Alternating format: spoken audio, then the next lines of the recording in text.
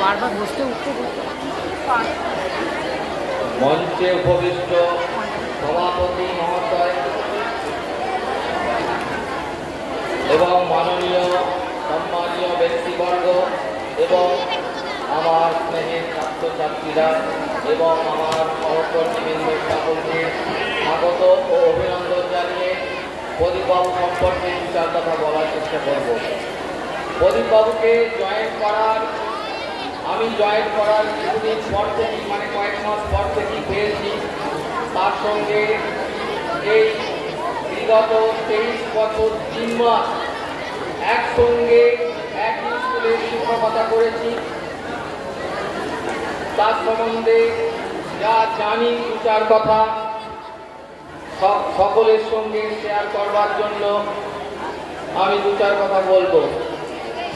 প্রদীপবাবু যেমনই হোক না কেন তার মধ্যে বিশেষ কয়েকটা গুণ ছিল, যেটা হচ্ছে শিক্ষা দানের ব্যাপারে বা ক্লাসের ব্যাপারে উনি ছিলেন খুব সচেতন। ক্লাসে গিয়ে গল্প গুজব করে কাটানো বা অন্যান্যভাবে ক্লাসে টাইম ওয়েস্ট করা, এই গুণটা কিন্তু আমি দেখিনি অন্ততপক্ষে। তিনি যেমন ছিলেন মেজাজি করা মাস্টারমশাই, সেই সঙ্গে ছেলে মেয়েদের ভালোবাসতেন খুব, শাসনও করতেন, আবার ছাত্রছাত্রীদের আপন করে নিতেও জানতেন।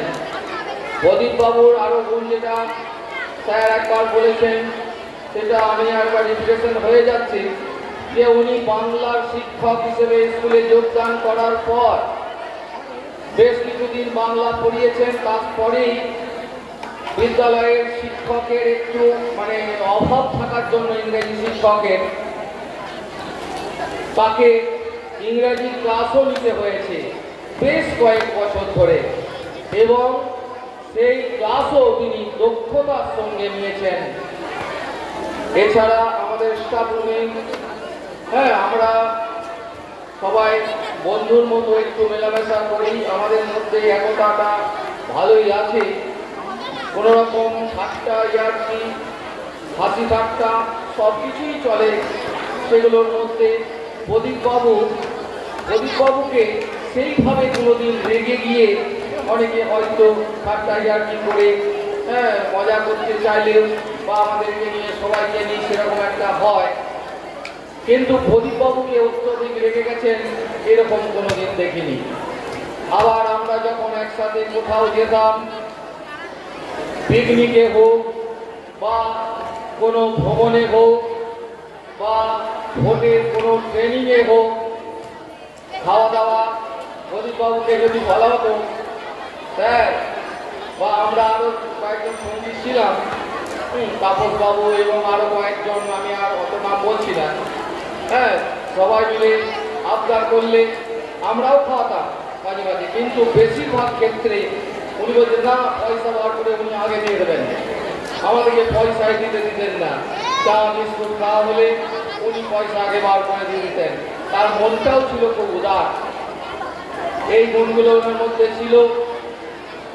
আর আমরা যে কদিন মিশেছি, ওনার কোনো খারাপ সেরকম আমাদের প্রতি ব্যবহার বা সেরকম আমরা কোনোদিন লক্ষ্য করতে পারিনি।